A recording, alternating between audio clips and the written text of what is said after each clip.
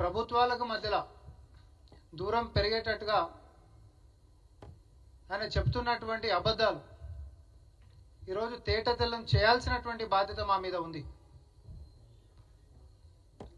కేంద్ర ప్రభుత్వం నుంచి వస్తున్నటువంటి సంక్షేమాలు ఇక్కడ రాష్ట్రంలో వస్తే రాష్ట్ర ప్రభుత్వం ఏదో పేరు పెడతలేదు అన్నట్టుగా రాష్ట్ర ప్రభుత్వంలో సంక్షేమాలు అవి ఇందిరమ్మ ఇండ్లైనా లేకపోతే రేషన్ కార్డులైనా మరి ఇంకేదైనా కూడా మొత్తం వాళ్ళే నడిపిస్తున్నట్టుగా వాళ్ళ పైసలతోటి ఇడేదో ముందుకు సాగుతున్నట్టుగా ఆయన చేసినటువంటి వ్యాఖ్యలు మన అందరికీ కూడా తెలుసు. ఇందిరమ్మ ఇండ్లని ఇందిరమ్మ పేరు ఎట్లుంటుంది, ఇందిరమ్మ పేరు పెడితే ఇండ్లు వచ్చేటటువంటి ముచ్చటనే లేదు అనేటటువంటిది తెలంగాణ ప్రజలని చిన్నగా చేసి చూసేటటువంటిదే కాదు, మీ యొక్క అహంకారాన్ని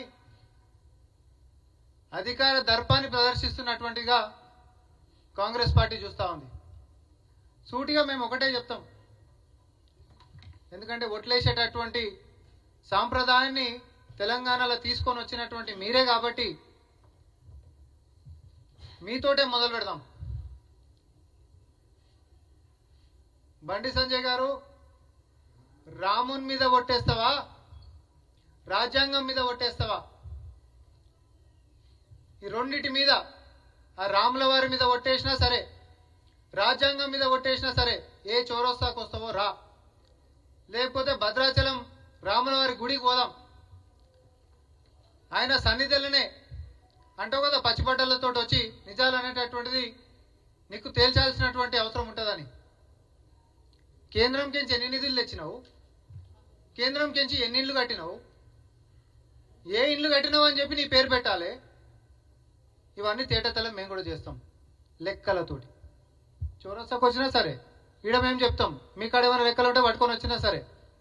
తెలంగాణ ప్రజలకు తెలవాల్సినటువంటి ముచ్చట ఏంటంటే 2014 నుంచి మళ్ళా ప్రభుత్వం వారు ఇప్పటిదాకా కూడా ఇప్పటి వరకు కూడా ఏడనన్నా ఒక మారుమూల గ్రామంలో కట్టినటువంటి ఇండ్లల్లా ఒక ఇటుకే పెళ్ళకి ఒక రూపాయి గిట్ట కేంద్రం కించి చెల్తే నువ్వు ఏడుకంటే ఆడికి మేము దేనికైనా సిద్ధం. ఒక ఇటుకే పెళ్ళకి ఒక రూపాయి ఇచ్చిన ముఖం మీద కాదు. గత 10 సంవత్సరాల్లో పిఎం ఆవాస్ యోజన అనేటటువంటి మనందరికీ కూడా తెలుసు. అయితే పిఎం ఆవాస్ యోజన కింద గృహాలను నిర్మించేటటువంటిది పథకం. ఇది బీజేపీ వచ్చినాక పిఎం ఆవాస్ యోజన చేసిరు. అంతకంటే ముందు ఇందిరా ఆవాస్ యోజన అని చెప్పుకుంటుండే.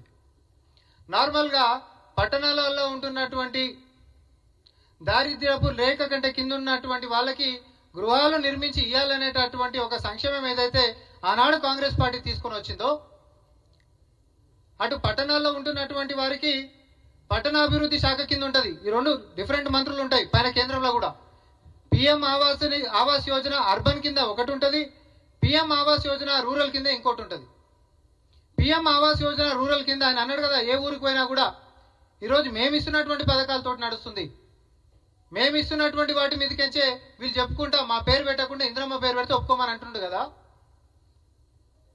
మరి ఏ ఊర్లో పిఎం ఆవాస్ యోజన గ్రామీణ అభివృద్ధి కింద నువ్వు గత 10 సంవత్సరాలలో కేంద్రం కించి ఇచ్చినటువంటిదో మీరు అధికారికంగా కాగితాలు పట్టుకొని రావాలి.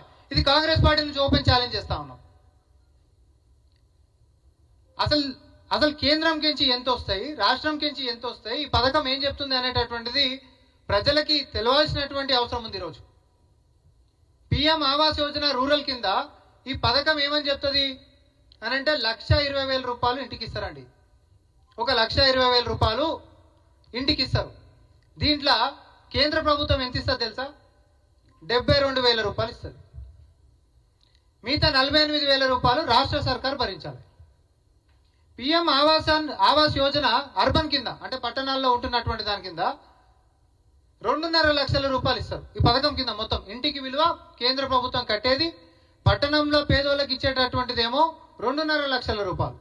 దీంట్లో కేంద్రం ఎంత ఇస్తుంది? 1,50,000 రూపాయలు ఇస్తుంది. రాష్ట్రం ఎంత భరించాలి? 1,00,000 రూపాయలు భరించాలి.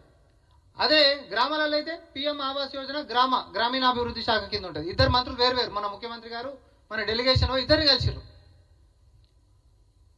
72,000 రూపాయలు ఇంటికి ఇచ్చేటటువంటి దాంట్లో ఈ ప్రభుత్వం ప్రజాప్రభుత్వం ఏర్పడ్డ తర్వాత ప్రతి పేదవాడికి ఇల్లు కట్టిస్తామనేటటువంటి మాట ఇచ్చినటువంటి మేము, కట్టించినటువంటి చరిత్ర ఉన్నటువంటి మాకు ఆ ఇంద్రమ్మ పేరు మీద సాక్షాత్ ప్రతి ఊర్లో ఒక మాటనే ఉంటుంది, హనుమన్ల గుడి లేని ఊరు లేదు, ఇందిరమ్మ ఇల్లు లేని వాడలేదని ఉత్తగన్నారు.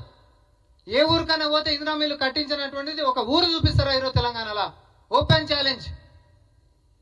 ఇదే 10 సంవత్సరాలలో ఏ మారుమూల ప్రాంతానికన్నా పోతే ఒక రూపాయి చెందినటువంటి ఇల్లు చూపిస్తావని బీజేపీకి నుంచి బండి సంజయ్ గారు జవాబు చెప్పాలి. టోటల్ 10 సంవత్సరాలలో నువ్వు ఊర్లలో కట్టేటటువంటిది రూరల్ డెవలప్మెంట్ కింద ఒక్క ఇంటికి అనా పైసా నువ్వు ఇయ్యలేదు. ఈరోజు వచ్చేసేసి అంటాడు ఏ పేరు పెట్టినా నరేంద్ర మోడీ గారి బొమ్మ పెట్టాలంట. దేనికి పెట్టాలండి బొమ్మ? అలా ఇంకొకటి, మనం ఎంత ఇస్తున్నామండి? రాష్ట్ర సర్కార్ నుంచి ఇందిరమ్మ ఇల్లు కట్టించేటప్పుడు 5 లక్షల రూపాయలు బీసీ బిడ్డలకి, ఎస్సీ ఎస్టీ బిడ్డలకేమో 6 లక్షల రూపాయలు మనం ఇస్తున్నాం.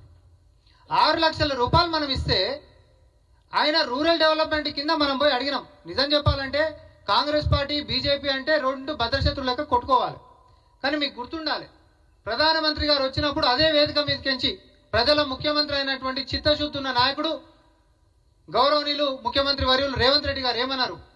రాజకీయాలకు అతీతంగా భేషజాలకి పోకుండా నా తెలంగాణ ప్రజలకి మేము ఇచ్చినటువంటి హామీలలో నెరవేర్చడానికి పెద్దన్న పాత్ర లెక్క కేంద్రం ముందుకు రావాలి. దానికి ఎన్ని మెట్లైనా మేము దిగడానికి సిద్ధం.